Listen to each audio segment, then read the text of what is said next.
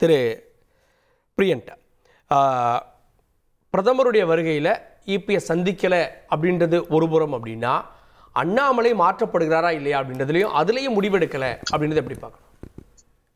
அண்ணாமலை மாற்றம்ன்றது வந்து இவங்க ஒரு இன்னொரு கட்சியிலேருந்து ஒரு கூட்டணியை வந்து ஒரு கட்டுக்கோப்பாக கொண்டு போகணும் அப்படின்னா, நடுவில் வந்து இடைக்காலத்தில் வந்து கொஞ்சம் பிரச்சனை பண்ண அவரை ஒதுக்கி வச்சிங்கன்னா நல்லது அப்படின்றது எடப்பாடியோட வாதமாக இருக்குது. ஆக்சுவலாக அதை அவங்க சொன்ன உடனே அவங்க செய்யணும்னு அவசியம் இல்லை. அவங்க எப்போ அவங்களுக்கு அந்த பாஜகவோட மாநில தலைவர் விஷயங்கள்லாம் அவங்க லோக்கலில் கலந்து ஆலோசித்து அப்புறம் அவங்க அனௌன்ஸ் பண்ணுவாங்க. ஒரு பிரதமர் வரங்குள்ளே அண்ணாமலையை மாற்றிடுவாங்க அப்படின்ற தகவலும் வந்தது இல்லை.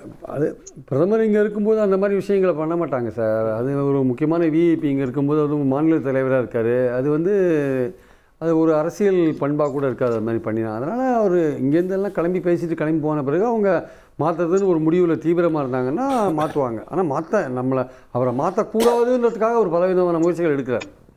இன்னும் வந்து அந்த ஒரு பெர்செப்ஷனை மெயின்டைன் பண்ணுறாரு பாருங்க.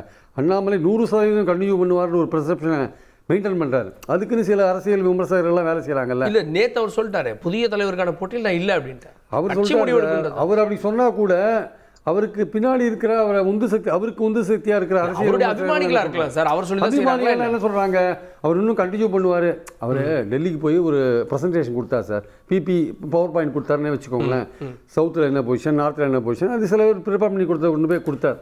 அவர் என்ன சொல்ல வந்தாருன்னா, அதிமுகவோட கூட்டணியே வேண்டாம், நம்ம வச்சுருந்தா நமக்கு நஷ்டம், நம்மளே வளர்ந்துட்டோம் மம்மி அப்படின்னு அங்கே போய் சொன்னார்.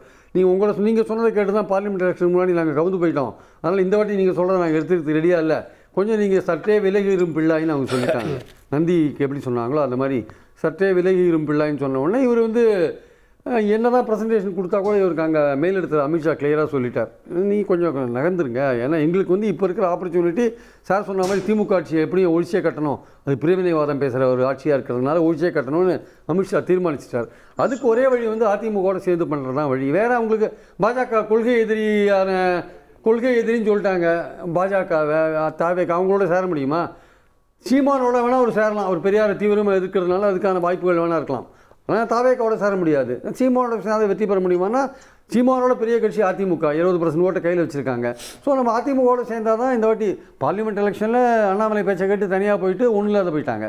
ஸோ இந்த வாட்டி அந்த வாய்ப்பை மிஸ் பண்ண விடல. திமுக ஆட்சியை அகற்றியே தீரணும், அது பிரிவினைவாத கட்சி, அது பிரிவினைவாதம் பேசுகிற ஒரு விஷயமா இருக்கிறதுனால அது ஹிந்தி வேண்டாம்னு சொல்லுது, அது வந்து மறுசீரமைப்பில் வந்து தமிழ்நாடு பாதிக்கப்படும் சொல்லுது, அதெல்லாம் வேண்டாம் அப்படின்றதுனால அவர் அமித்ஷா ஒரு முடிவு எடுத்துட்டார். இது வந்து தேச விரோதமாக பேசிகிட்டு இருக்காங்க, இவங்களை ஒழிச்சே தீரணும்ன்ட்டு.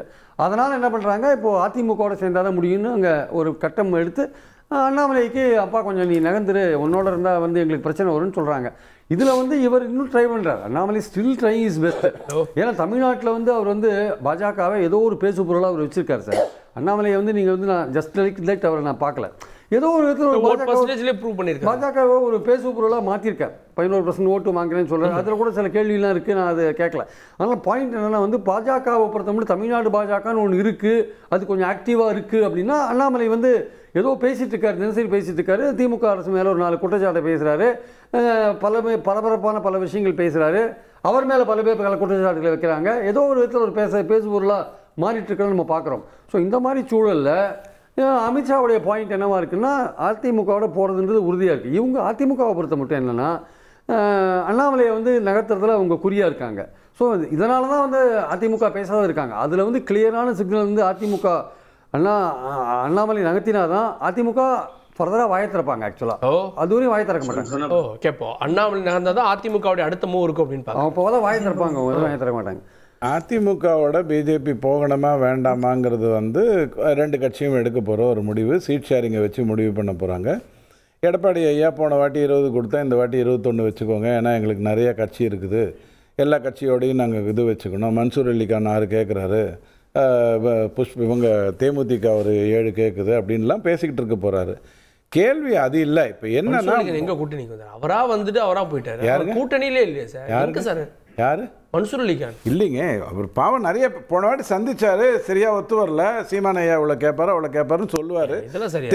பிஜேபிக்கு வந்து 3 வாட்டியாக வெற்றி பெற்று ஆட்சியில் இருக்கக்கூடிய, இப்போ 20 மாநிலத்தில் ஆட்சியில் இருக்கக்கூடிய ஒரு கட்சிக்கு 21 சீட்டுன்னு சொல்லுவார். அதெல்லாம் கேட்டுக்கலாம், அதில் என்ன இருக்குது, தப்பு இருக்குது? ஒரு அரசியல் கட்சியினுடைய தலைவர் சொல்லும்போது கேட்டுக்கணும். இப்போ கேள்வி என்னென்னா, இந்தி வேண்டாம்னு திமுக சொல்லுது, அதனால் அதை ஒழிக்கணும்னு எவனும் சொல்லலை. தேசிய கல்விக் கொள்கையில இந்திங்கிற வார்த்தை எங்கேயா இருக்குன்னு தேடி கொடுங்க. டாபிக் இல்ல, நீங்க அப்படின்னு டாபிக் இல்ல, சொல்றேன். டாபிக் நீங்க ஹிந்தி போனீங்கன்னா மும்மொழி வந்துரும். இப்ப டிபேட்டே மாறிடும். நான் என்ன கேக்குறேன், அண்ணாமலை ஐயாவுக்கு இங்க இல்ல திமுக ஆட்சி அகற்ற அமித்ஷா முடிவெடுத்துட்டார். அதிமுக அதுக்கு துணைக்கு அழைக்கிறார், ஒரு பிளான். ஏன் நீங்க அப்படி நினைக்கிறீங்க? நீங்க தான் சார் சொன்னீங்க. இல்லைங்க, யார் திமுக பிரிவினை பேசி நீங்க தான் சொன்னீங்க. பாருங்க, திமுக பிரிவினை பேசினா அதுக்காக அதிமுகவோட தான் கூட்டணி அமைக்கணும்னு என்ன காரணம்னு எனக்கு புரியல. அமித்ஷா சொன்னா நீங்க தான் சார் சொன்னீங்க. பாருங்க, எல்லாரையும் ஒருங்கிணைக்கணும். அப்ப நான் சொல்லும்போது உங்களுக்கு என்ன சொன்னேன்? அதிமுக தீய சக்தின்னு சொல்லிச்சு, தாவேகாவும் தீய சக்தின்னு சொல்லிடுச்சு, சீமானும் தீய சக்தின்னு சொல்லிட்டாங்கன்னா ஒண்ணுக்கு வரணும்னு நினைப்பாங்கன்னு தான் நான் உங்களுக்கு சொன்னேன். கேள்வி என்னன்னா, இப்போ அண்ணாமலை ஐயாவை நீங்கள் என்னதான் உசுப்பேத்தி விட்டாலும் அவருக்கும் சரி பிஜேபியில் இருக்கிறவங்களுக்கும் சரி கல்யாண் சிங் அப்படிங்கிறவரை பற்றி ஞாபகம் இருக்கும். கல்யாண் சிங்க்குன்னு ஒரு மரியாதை இருந்தது, அவருக்குன்னு ஒரு தெளிவாக ஒரு இது இருந்தது. ஆனால் கட்சின்னு வந்துட்டா முதல்ல கட்சி தான், அப்புறம் தான் மற்றதெல்லாங்கிறது வந்து அண்ணாமலை ஐயாவுக்கு நல்லா தெரியும். கல்யாண் சிங் ஐயாவுக்கு தெரியல, கொஞ்சம் போயிட்டு வெளில வந்தாருங்கிறது நீங்கள் பார்த்துருப்பீங்க. அதே மாதிரி பிஜேபிக்கும் என்ன தெரியும்னா, தெலுங்கானாவில் நான் பண்டி கிட்ட ஒரு தப்பு பண்ணேன், அந்த பண்ணதுனால தெலுங்கானாவே இல்லாமல் போயிருச்சு, அப்போ நான் தமிழ்நாட்டில் என்ன பண்ணணுங்கிறது பிஜேபிக்கும் தெரியும். அதனால எங்களுக்கு அதில் எந்த பிரச்சனையும் இல்லை. யாரை எதை வச்சு மடக்கலாம்? ஊழல் செய்தவர்களை ஊழல் செய்தார்கள் என்று எடுத்து சொல்லலாம். தொடர்ந்து சொல்லிக்கிட்டு இருக்காரு, என்னென்ன ஊழல் வருது எல்லாத்தையும் சொல்லிக்கிட்டு இருக்காரு. இன்னும் எஸ்ஐடி முடிவு பண்ணலை. எஸ்ஐடி முடிவு பண்ணும்போது தப்பாக பண்ணிச்சுன்னா டைரி வெளில வரும் அப்படிங்கிறதெல்லாம் தெளிவாக வச்சுட்டு இருக்காரு. ஸோ நம்ம ஏன் தேவையில்லாமல் அண்ணாமலையை பற்றி பேசணும்? எனக்கு இதில் புரியல. ஏன்னா பிஜேபியில் உங்களுக்கு நல்லா தெரியும், கூட்டணிங்கிறது வந்து பார்லிமெண்டரி போர்டு தான் டிசைட் பண்ணுவாங்க. இங்கே யாரும் தேவையில்லாமல் பேசிக்கிட்டு இருக்க மாட்டாங்க. அவங்க தான் முடிவு எடுத்து எதுவாக இருந்தாலும் சொல்லுவாங்க. கடைசியாக முடிவு மட்டும் அவங்க சொல்லுவாங்க. இவர் போய் கொடுத்த பிரசன்டேஷன் என்ன தெரியுமா? 34 தொகுதிகளில் 25 42% அசம்பிளி தொகுதிகளில் நான் வாங்கியிருக்கேன். நாகர்கோயிலில் 42, வேலூரில் 38, குளச்சல்ல 35ன்னு தெளிவாக கொண்டு போய் கொடுத்துட்டு 34 சீட்டில் குறைந்தபட்சம் 25 42 நான் வாங்கியிருக்கேன்.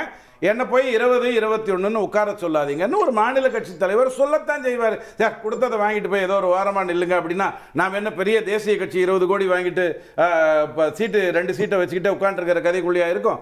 கூட்டணியில் ஏதாவது பல்லக்கு தூக்கிகளை வைத்துக் கொண்டா இருக்கும்?